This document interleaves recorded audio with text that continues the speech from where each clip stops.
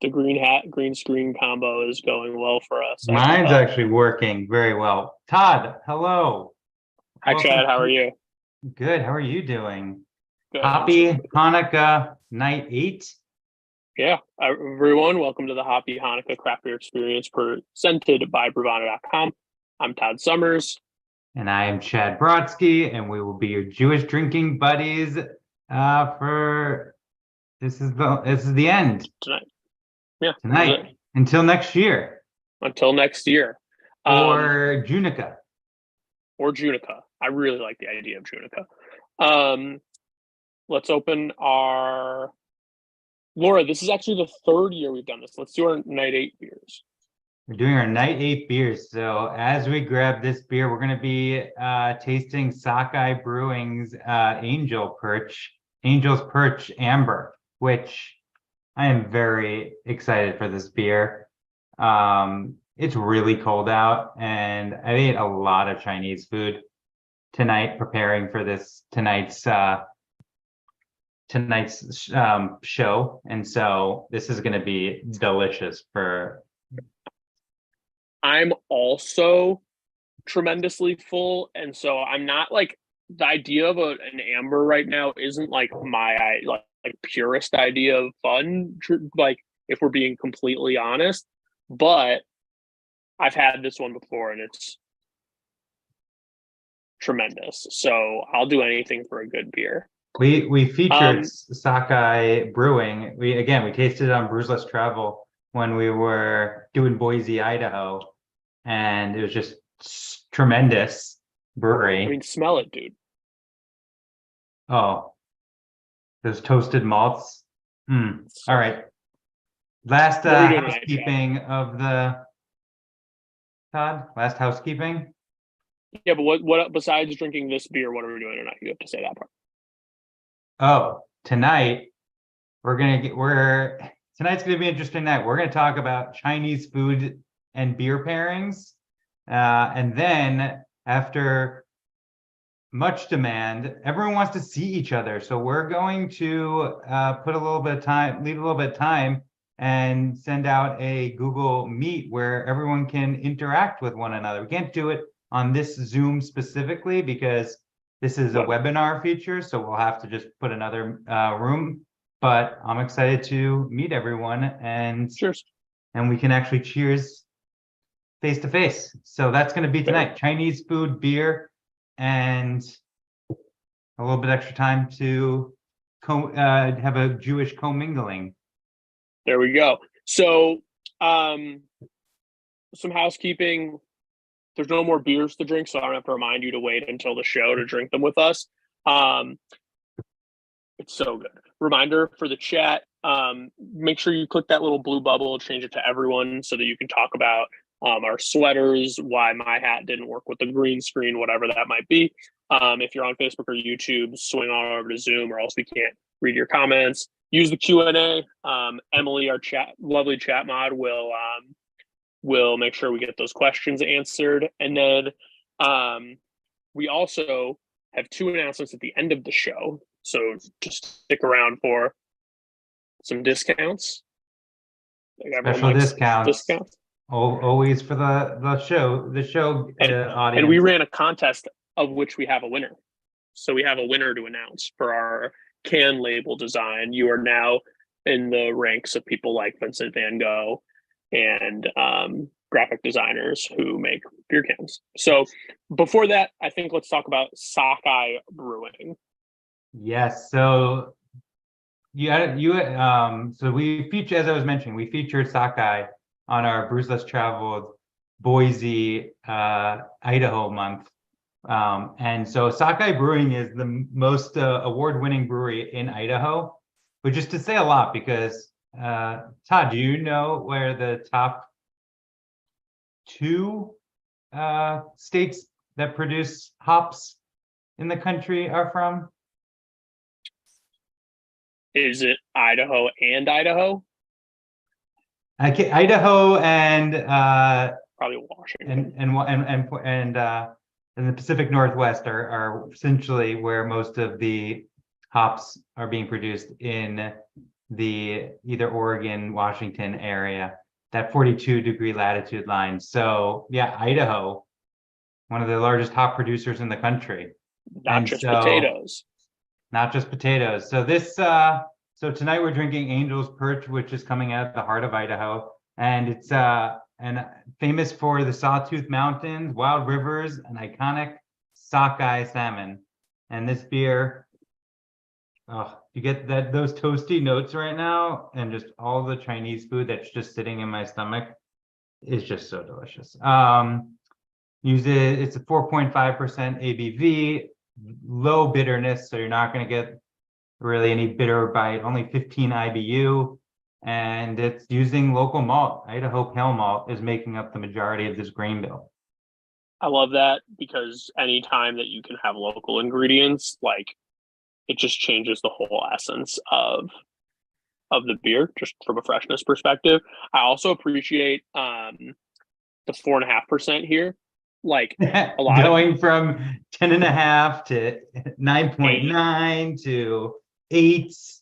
Yeah, A like, little just bit like more my sessionable. general self-esteem needed a 4.5% beer tonight, but also with ambers, I prefer them when they're in the fours, just because it's a beer that gets skipped over as being considered crushable, but like, I like them so much, I want to be able to have a lot of them. And I can have 10% beer and then go to sleep. So anytime I get the 4.5%, I'm happy. Oh, we didn't talk. Do you see these hats? How cool Yeah, are I these? can't wear mine because of the green scheme. Just green You screen, see, you just need blends to. right in. Stand still. I love it. Bruiseless Traveled Beer Club hat. It's working, Todd. I'm just gonna stand. I'm not gonna move the rest of the show. So ambers, I think, are becoming one of my favorite styles of beer recently. I've been Why? really on an amber kick. It's just a easy, sessionable, flavorful beer. Like that toasted malt character. It's especially when it's cold, it's a little bit has that warming sensation, but you're not gonna get like you can just have one easy drinking. I mean, I'm a big malt fan, so this And is it a goes. well done amber. I've had some And terrible ambers too, but this is delicious. I have had some pretty bad ones. Like, I think a lot of like places that tout themselves as like brew pubs that have been for a long, that have sort of like rode the hump and like are kind of going downhill. That's where you can find a good bad amber. But I think it's something that I like about ambers so much is that they go with like, there's like no food for which an amber is a bad choice, because it's so versatile. It doesn't kill you with sweetness. It's not overly bitter. It's not overly sweet. There's a lot of complexity to it. Good Thanksgiving Day beer, Ooh, like, yeah. good for a football game. Like, it does well with wings. It does well with hot, runs the gamut as a pairable beer. So I'm curious, Chad, before we get into like really diving into Chinese food, I want to know, this is our Jewish Christmas tonight, but when you were growing up, what was your Jewish Christmas Chinese restaurant? What was it called? It was Uncle Dai's in Syosset, New York. And the thing I remember most about this Chinese restaurant is there was a tree with dollar bills on it. And mind you, I'm like 4 or 3. And when you used to hear the saying, money doesn't grow on trees, that That's was you. not the case at Uncle Dai's. Money grew on trees. And my dad told me that they took $1 and they put it in the ground when they started. And that's where the money came from. And being only at the ripe age of 3, 4, I was like, wow. And I will always remember Uncle Dai's money tree. I don't know if Uncle Dai's is even around still. So yeah, that's my Chat, I want to know what your Jewish Christmas Chinese Jewish restaurant. Christmas If Chinese anyone is in restaurants the are called. chat wants to search if Uncle Dai's is still open, I would like to know that. Yeah. How about you, Todd? You knowing that the money tree was sort of a source of confusion for you as a young child, like, brings me a lot of joy. I grew up in a town called Evanston, Illinois, and we would go to a place called Pine Yard, and it was like trying to get into a club in Manhattan on New Year's Eve. It was insane. Like reservations weeks in advance. We would see everyone we knew because a lot of Jews.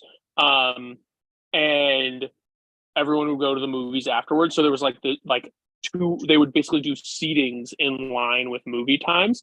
David, there you go. How good was it? And then David, I don't know if you knew this, but then it burnt down, went to college, came back, drove by it, and it was burnt down. And it was like a major, major life trauma for me. And then they rebuilt it. And so that's all good. Loved it there. I have my other fun Jewish Christmas fact is that my grandparents were married on Christmas because they didn't know any. It wasn't going to affect anyone based on their social circles and family, so they had 100% attendance on their Christmas Day wedding. So that was the other tradition, is that we would like celebrate my grandparents' anniversary. Which that's so fun with Chinese food. Oh yeah, that would be like that was their way of celebrating. Yeah, because there wasn't anything else to do. You know, like nothing else is open. Maybe mix it up with some Thai, but that's just that's blasphemy almost. It's a tough. I mean, we're getting into like a Sophie's Choice dilemma here between two. So Chad, you said you ate a bunch of Chinese food tonight. Oh, what'd you have? So I ate a lot. I had chicken lo mein. I had General Tso's chicken. I had beef and broccoli. I had spare ribs, boneless spare ribs, and a fortune cookie. So those aren't like typical, like those wouldn't have been Summer's family go-tos when we were not one of those would have made your list. My mom would have put up a real big stink for chicken lo mein, and she would almost always get like argued into some sort of fried rice varietal from my sister and myself because we didn't like love chicken lo mein. But so I think what we should do, because I want to talk about specific dishes and specific beers. So this is one of those things where I have to sort of explain sports to you, but I think we should draft Chinese foods, assemble a roster, like a beer draft. Like you pour exactly. A beer draft. So when the way people go into pro sports is after college, they host a draft and they go in order, and people get to choose the one they want most. I would try it. Oh, I've never participated in one, but I do know what it is. David just mentioned my favorite food dish. Liana just said my fortune cookie says a banker is someone who lends you an umbrella when the sun is shining. That's an amazing fortune cookie. Yeah, not even a fortune. It's really they're just statements now. Yeah, it's just kind of like a thinly veiled shot at bankers, I guess. Or like a Leatherman. I don't know. All right, so Chad, I'll let you go first. You can have your favorite food, and then I'll go to mine. We'll get four. But I feel like I need to get rid of all my food because none of my foods are even close to. All right, I'm going to do mushu pork at the Pine Yard. That's what David said is his favorite dish. Have you ever had mushu? That's so. I think it's is mushu pork with pancakes? Yeah, and hoisin sauce. It's like I've never had it, but I'm just going off David's suggestion. So good. Okay, then I'm gonna take one of your things. No, I'm just kidding. I'm just gonna take a classic, and I'm gonna take shrimp fried rice from Uncle Dai's. Close to the water. I assume it's good. It sounds like Pine Yard is still around. I don't think Uncle Dai's is, but maybe. Yeah. All right. You're taking shrimp fried rice. I want the audience to tell me what I should take next, because David had a good choice. It sounds like it frustrated you. Can the audience soup dumplings? Oh, ooh, that's a good one. Done. Soup dumplings. All right. Wow. All right. I'll take the next. Rangoon. That's a good one. I'm taking General Tso's chicken. I love it so much. It's Is the it? only food in the world that you can feel yourself feeling worse as you eat it, but also feeling better at the same time. Like it's Schrodinger's food of like feeling better and worse. Orange chicken versus General Tso's chicken. Like, how are they different versus I similar? think General Tso's chicken typically has a little bit of heat. I think orange chicken is just pure like They citrus just and throw sweetness. orange peels into General Tso's chicken, and that's how it becomes General And then I Tso's. think they add a little bit of heat, and that's what the general liked. Because there's, yeah, okay, and that's a good one. Look at look, poo poo platter. I've never actually had a poo poo platter. I don't actually Isn't know a poo poo what. platter just a variety of items that exist? Like a poo poo, I've never got poo pooed myself. Uh, It just makes me giggle when I hear poo poo platter. yeah. Ragoon, I only like crab ragoon. I don't know if there's other types of ragoon. Alex, do you know if there's other types of ragoon I think you can besides? Rangoon anything, right? I Like don't. I think I if don't you think you can, can ragoon anything. Laura C, what is shrimp toast? Do you know what shrimp toast is? That sounds like avocado toast, but instead of avocados, you just mush the shrimp. Doesn't sound very That interesting. doesn't sound very good. All right, so Tuna wait, ragoon. are What? you taking goons? Wait, tuna ragoon, John? Yeah, that sounds great. Wait, do you think it's from the can? No, I don't think it is. Because who? I'm curious to know in the chat how many people had Chinese food. Like, there's people that don't like Chinese food, and they're Oh, probably Gourmet good. Garden in Danvers. So wait, John, have you been to Kowloon? If you've been to Gourmet Garden, you've definitely been to Kowloon and Sog.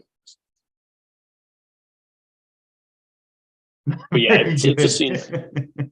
All right, so Chad, you're currently you have mushu pork, you have soup dumplings, and you have crab rangoon. These are really hard things to pair beer with. I chose poorly, I feel like. I have shrimp fried rice, one of the best foods of all time, a General Tso's chicken, and I'm gonna take hot and sour soup. I don't usually, I've never had hot and sour soup.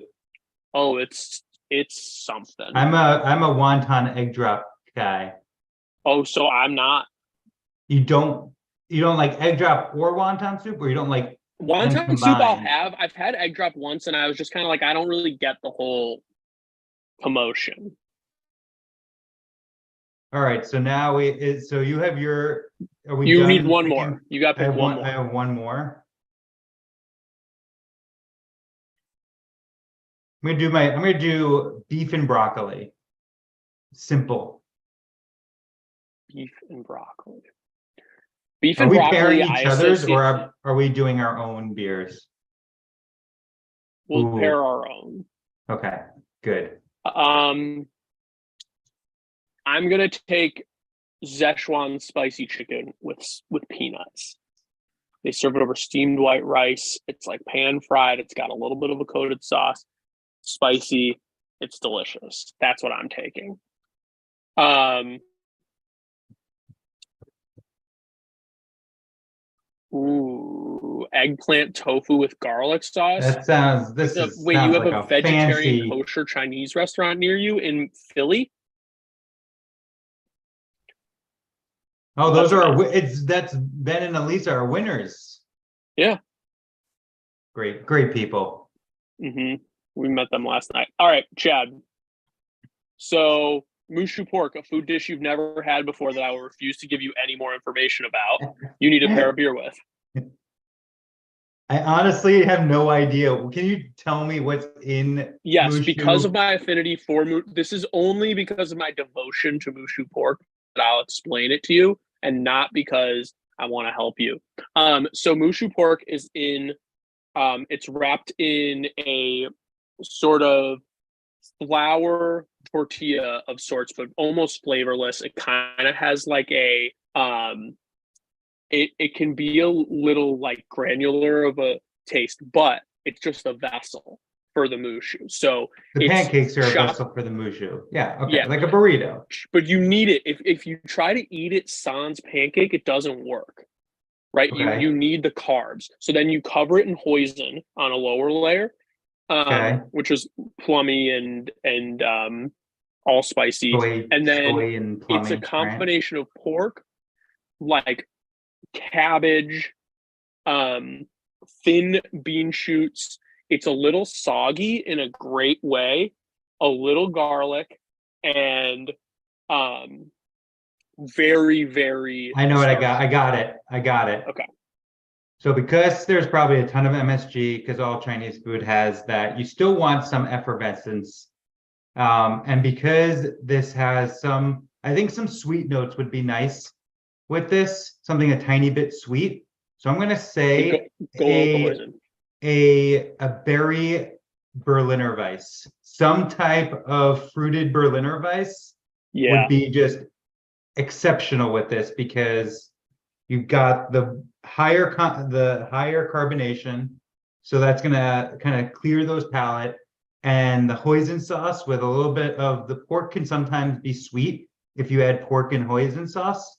And I could see that playing really well with kind of some kind of fruited note of a Berliner Weiss.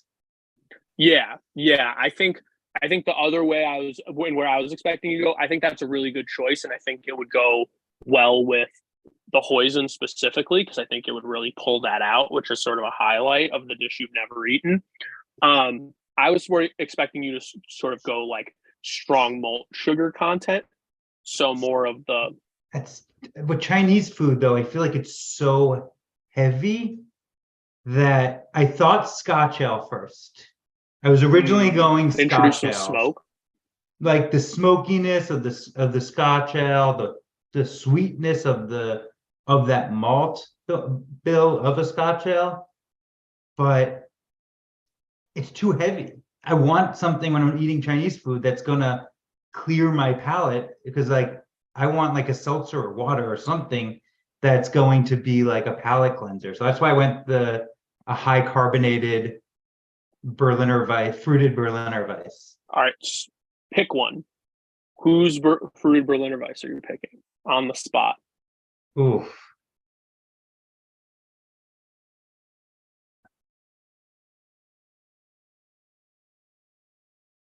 I'll say night shifts. This is hard because I'm bad with I don't get out enough.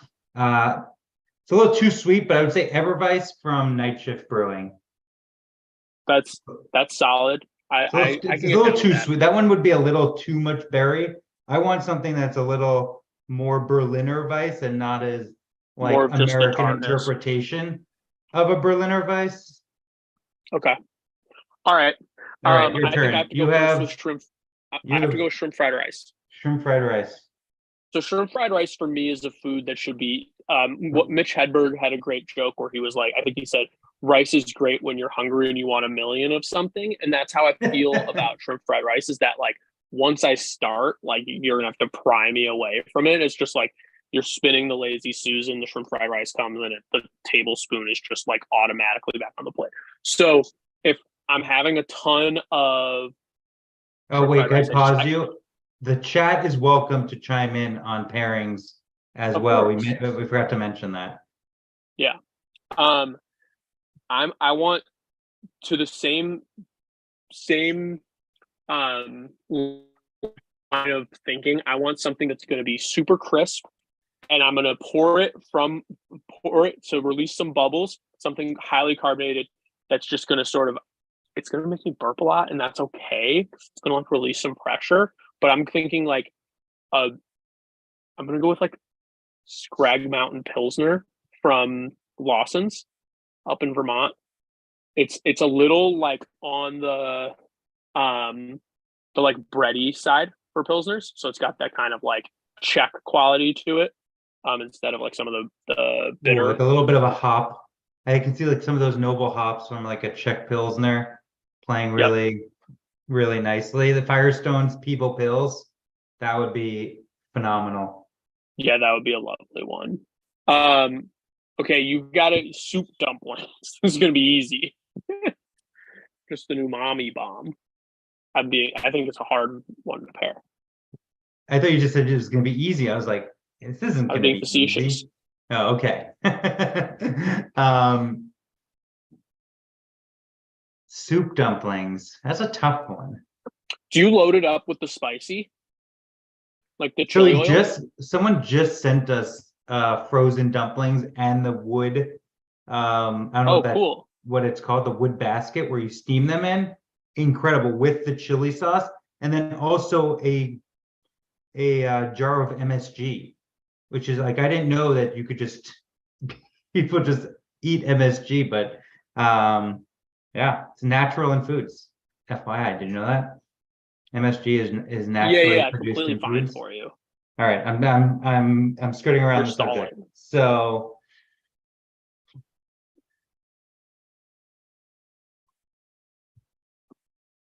I could see Lagoza brown. I think that's an interesting one. The salinity of that on the dumplings.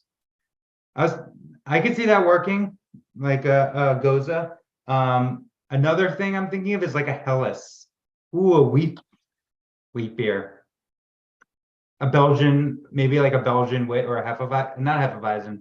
Not the Some wheat beer we had from not that wheat beer that didn't have enough body for being a wheat beer. More of like a German wheat beer, probably. mhm. Something like Westphanener could be a good one. Okay. Or a blonde ale. Yeah, some kind of light wheat beer. So it could be a blonde ale. It could be a um, blonde ale, general wheat beer. Yeah, I'll go with a wheat beer. All right. I think I have General Tso's next, which An interesting one. yeah, Where are you because a going with lot of that the one? beers that I'm thinking that like I'm obsessed with anything spicy. I've been telling my wife recently that I'm like chasing a spicy dragon where I'm just like trying to like find spicier and spicier foods.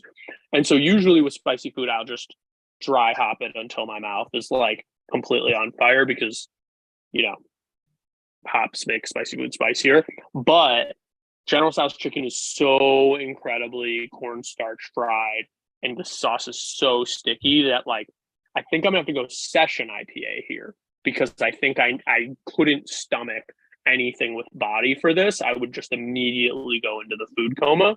So um it's a good session IPA that I've had recently. Like Not a style I drink a a lot of. Founders or like a Notch? Ooh, Notch. Yeah.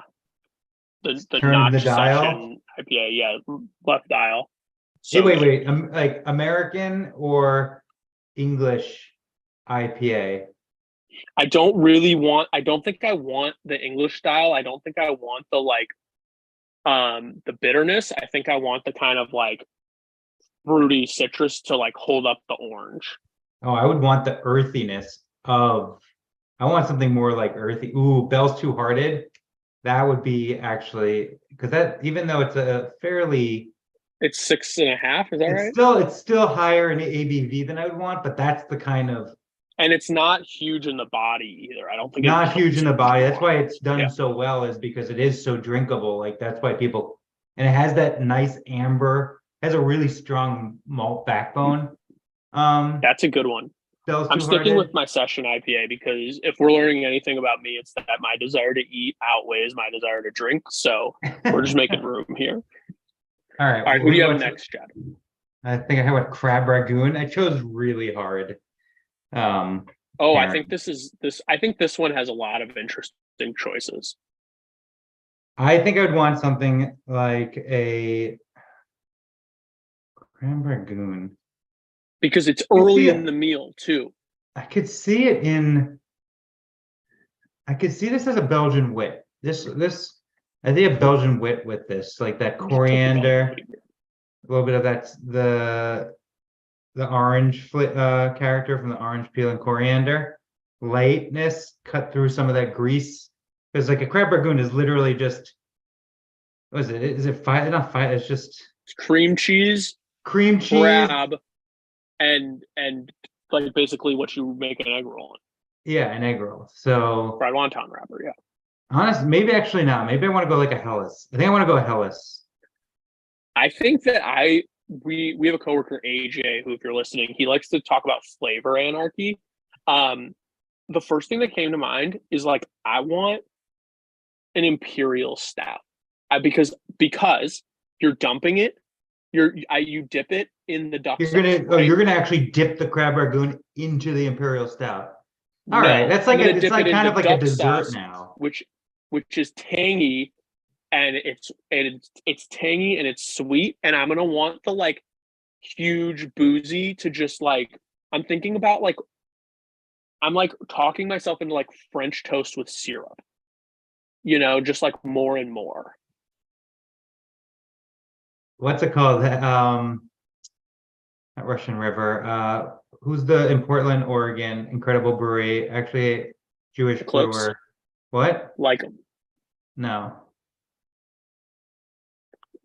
It's a brewery in Portland with a Jewish brewer that makes is famous for what style beer? I don't know. They do lots of different things. They have like their pancakes.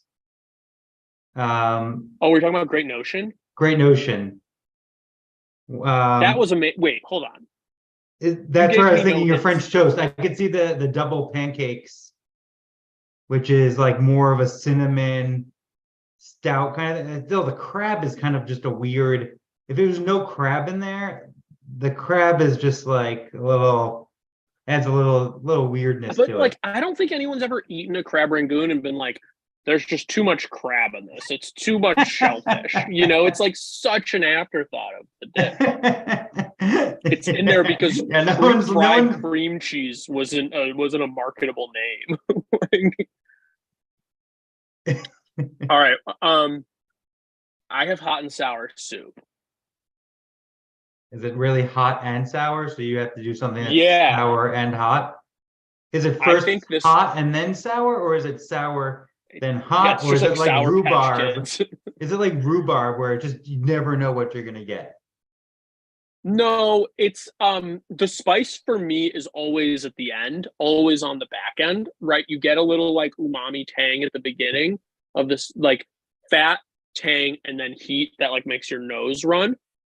Like and so I feel like it just I don't know, like I kind of want lambic. Like I just like an ESB would be great if you're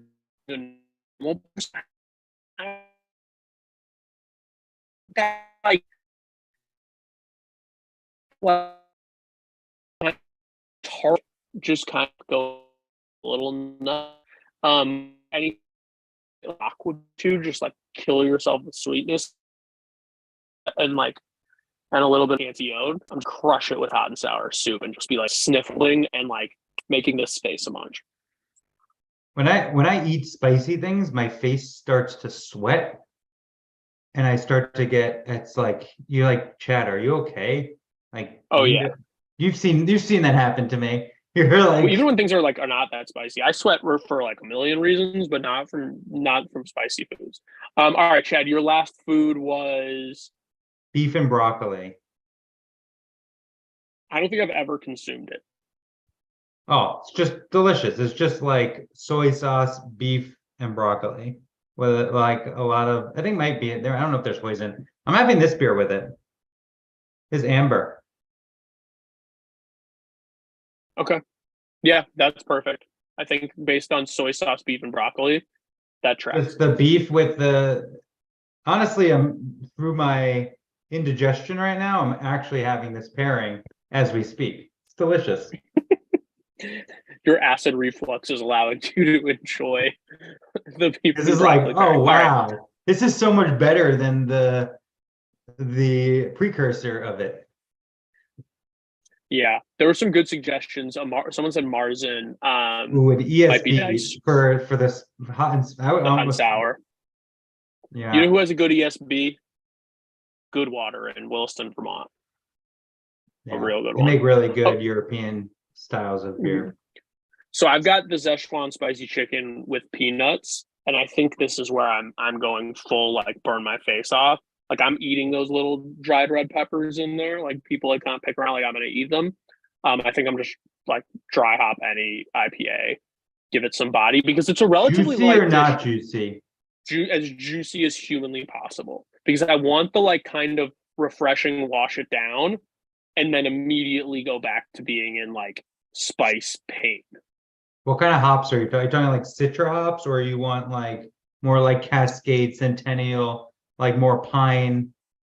No, I want Citra. Like I want like Hill Farmstead's Self Reliant Citra, which is this like tremendous Citra based Citra fruity IPA that's like, I think it's like 7 or 6.6 to 7%. Very, very drinkable and juicy as heck. Like very, very. But if you And wanted the to zest cut on through like that spice, what could you do if you didn't want that spice? You want to cut through it? malt, baby, like a milk Malt or stout, super high carbonation, like you're Yeah. just like a macro American beer is going to cut through that spice, like because it's so highly carbonated, it's going to act like little scrubbing bubbles. It's going to just cut Yeah. through everything. Or like what was that? One of the first like beers that I considered craft that I probably had before, Newcastle Brown Ale. Brown ales, I feel like can really malt some spice away. Ooh, Negro Modelo. It's the kind of like a Vienna lager. That would be delicious.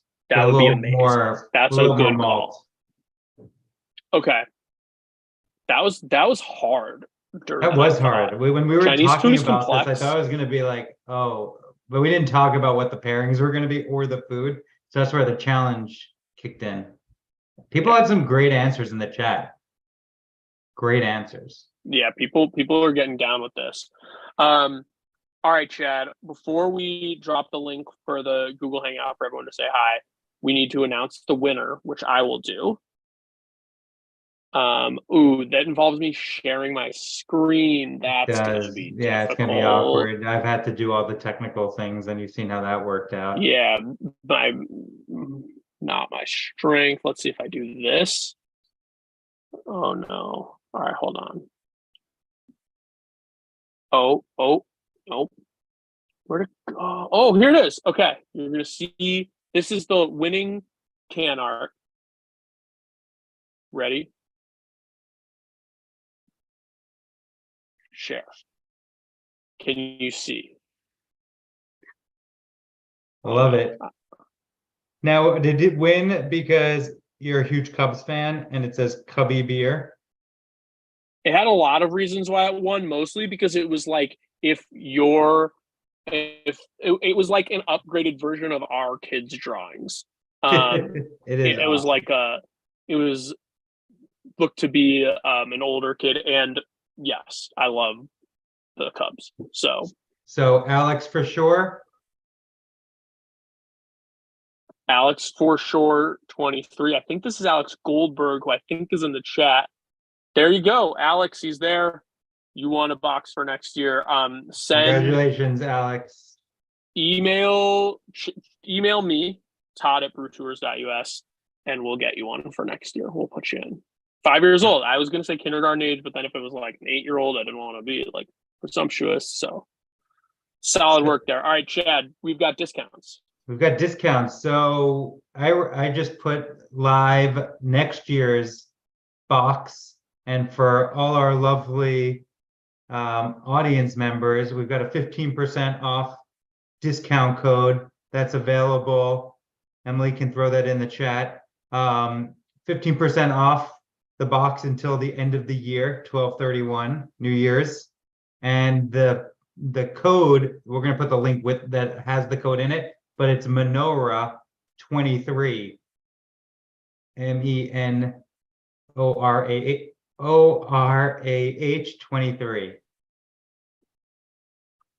But there's a link, Emily. Can we throw that link in there as well? I have it if you don't. So we're already thinking of which breweries we're gonna get next year. And so if you have suggestions for breweries, because someone asked like early on how we choose, Number of factors, obviously, like lean for Jewish owned breweries. Anyone like obviously Steinberg from Exhibit A, like them. Like we want to feature Jewish owners and brewers because that's part of our connection to the show. There are And they some don't like advertise. They don't advertise that they're Jewish, so it's actually really hard for us to find, because there could be tons of breweries that have Jewish brewers and owners. So if you know people that that are brewers or Jewish at a brewery, tell us. We'll get their beers in these boxes, because Yep. it's not stuff they put on their website, unfortunately. Yeah, there's not a lot of like-ems in the world where it's like, and we only knew Sonia Marie through our work with City Brew Tours, where we had been taking tour groups there before we started this project. So Chad's going to start a Google Hangout for everyone. And if you want to come in, say hi, meet other people, feel free. If not, I look forward to doing this every year, and I know Chad does as well.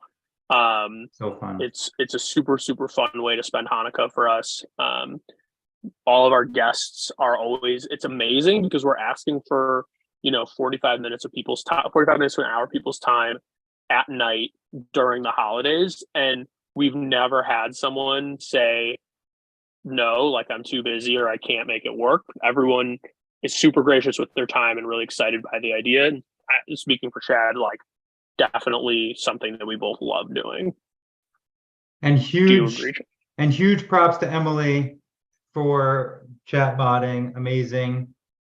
Thank you so much. And Laura and Julie, who will probably watch this later on. Thank you guys so much for helping with this process.